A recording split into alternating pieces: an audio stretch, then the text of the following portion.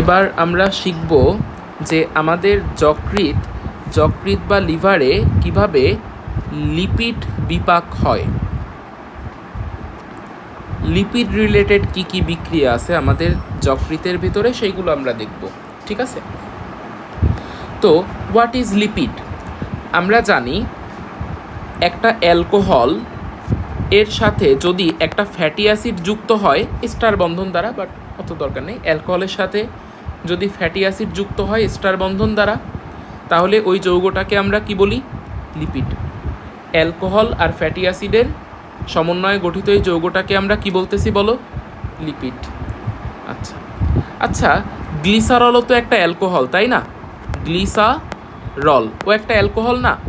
তাহলে আমি বলতে পারি না গ্লিসারল যদি ফ্যাটি অ্যাসিডের সাথে যুক্ত হয় তাহলে এটাও কি একটা লিপিড? গ্লিসারলের নামের লাস্টে অলও একটা অ্যালকোহল, এটাও একটা লিপিড, তাই না?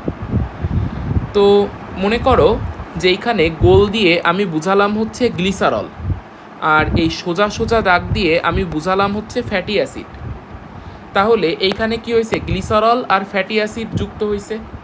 তাহলে এই জিনিসটাকে আমি কি বলে দিতে পারি? এই জিনিসটাকে আমি বলে দিতে পারি লিপিড, তাই না? কারণ এখানে অ্যালকোহল বা গ্লিসারল আর ফ্যাটি অ্যাসিড যুক্ত হয়েছে, তাহলে এইটা কি একটা লিপিড। আচ্ছা, লিপিড ভেঙে গেলে তাহলে কি তৈরি হবে? লিপিড ভেঙে গেলে গ্লিসারল আর ফ্যাটি অ্যাসিড তৈরি হবে। আচ্ছা, তো আমাদের যকৃতের ভেতরে আসলে কি কি বিক্রিয়া হচ্ছে, লিপিড রিলেটেড কি কি বিপাক হচ্ছে আমরা যদি একটু দেখি। যে এই যে লিপিড, এই লিপিড যদি ভেঙে যায় তাহলে কিসে পরিণত হবে? এই লিপিড ভেঙে গেলে গ্লিসারলে পরিণত হবে আর ফ্যাটি অ্যাসিডে পরিণত হবে, তাই না? এটা মনে করো আমাদের লিপিড ভেঙে গেলে কিসে পরিণত হবে বলো? গ্লিসারলে পরিণত হবে আর ফ্যাটি অ্যাসিডে পরিণত হবে, এইটুক তো আমরা বুঝলাম। আচ্ছা, আমি অন্য সাইডে আর একটা জিনিস লিখব, সেটা হচ্ছে তোমরা গ্লাইকোলাইসিস পড়তেছো, তাই না? গ্লাইকোলাইসিস উদ্ভিদ বিজ্ঞান নবম অধ্যায়ের একটা টপিক আছে গ্লাইকোলাইসিস, তাই তো? তো গ্লাইকোলাইসিস প্রক্রিয়া আসলে হয়টা কি? গ্লাইকো মানে গ্লুকোজ, লাইসিস মানে ভেঙে যাওয়া, অর্থাৎ গ্লাইকোলাইসিস প্রক্রিয়ায় গ্লুকোজ হচ্ছে ধাপ করে ভেঙে যে কিসে পরিণত হয়? গ্লুকোজ ধাপ করে ভেঙে যে পরিণত হয় পাইরুবিক অ্যাসিডে। কিসে পরিণত হয় বলো? গ্লুকোজ পাইরুবিক অ্যাসিডে। এই প্রক্রিয়াটাকেই আমরা কি বলতেছিলাম? গ্লাইকোলাইসিস, অর্থাৎ গ্লুকোজের ভেঙে যাওয়া। গ্লুকোজ ভেঙে যেয়ে পাইরুবিক অ্যাসিডে পরিণত হচ্ছে, তাহলে গ্লাইকোলাইসিস। আচ্ছা, তো এই গ্লাইকোলাইসিসের ফলে তো পাইরুবিক অ্যাসিড আমরা পাইলাম। এরপরে এই পাইরুবিক অ্যাসিড কিসে পরিণত হবে? এই পাইরুবিক অ্যাসিড পরিণত হবে অ্যাসিটাইল কো এ নামক যৌগে।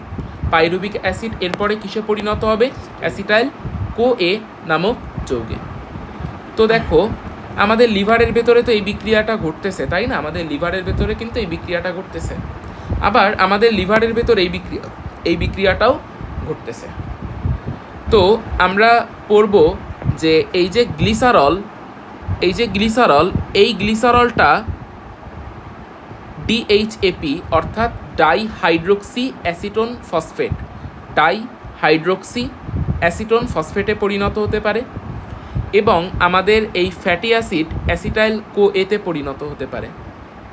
তো আমরা কি বললাম? যে আমাদের লিভারের ভেতরে থাকে হচ্ছে লিপিড ভেঙে যে আমরা পাই হচ্ছে গ্লিসারল এবং ফ্যাটি অ্যাসিড। গ্লিসারল পরবর্তীতে পরিণত হয় ডিএইচএপিতে এবং ফ্যাটি অ্যাসিড পরবর্তীতে পরিণত হয় অ্যাসিটাইল কোএতে, ঠিক আছে? তো আমরা এই প্রক্রিয়াগুলোকে, অর্থাৎ এই তীরচিহ্নগুলোকে আমরা কি নাম দিতে পারি? কথা হচ্ছে এই যে লিপিড ভেঙে যে গ্লিসারল আর ফ্যাটি অ্যাসিডে পরিণত হচ্ছে, এই প্রক্রিয়াটাকে আমরা বলে দিতে পারি হচ্ছে লিপিডের ভেঙে যাওয়া বা লাইপোলাইসিস। এই প্রক্রিয়াটাকে আমরা কি বলে দিতে পারি বলো? লাইপোলাইসিস বা লিপিডের ভেঙে যাওয়া। তাহলে দেখো, লিপিড লাইপোলাইসিস প্রক্রিয়ায় ভেঙে যেয়ে গ্লিসারল আর ফ্যাটি অ্যাসিডে পরিণত হচ্ছে। এইবার এই যে গ্লিসারল এই যে ডিএইচএপিতে পরিণত হচ্ছে, এই ব্যাপারটাকে আমরা বলতে পারি যে গ্লিসারল এর ডিএইচএপিতে রূপান্তর। আমরা কি বলতে পারি বলো? গ্লিসারলের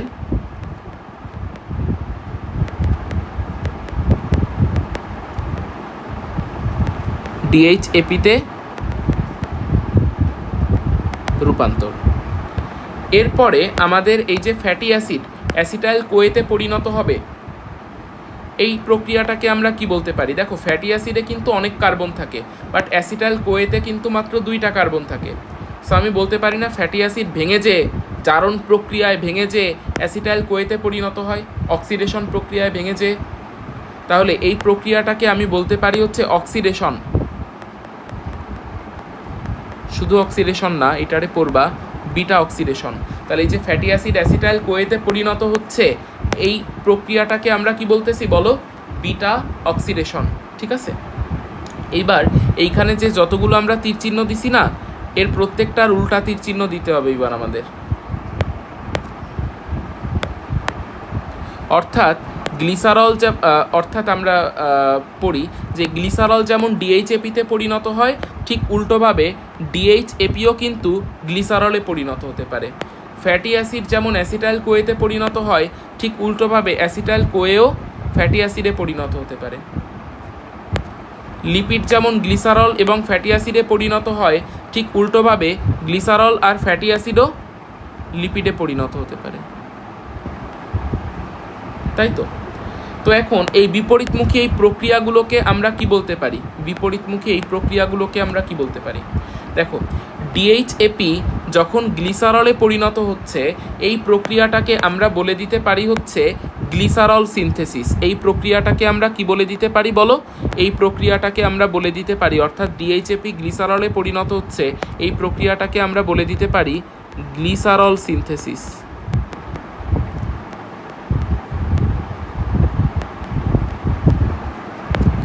আবার অ্যাসিটাইল কোয়ে এই যে ফ্যাটি অ্যাসিডে পরিণত হচ্ছে, এই প্রক্রিয়াটাকে আমরা বলে দিতে পারি ফ্যাটি অ্যাসিড সিনথেসিস।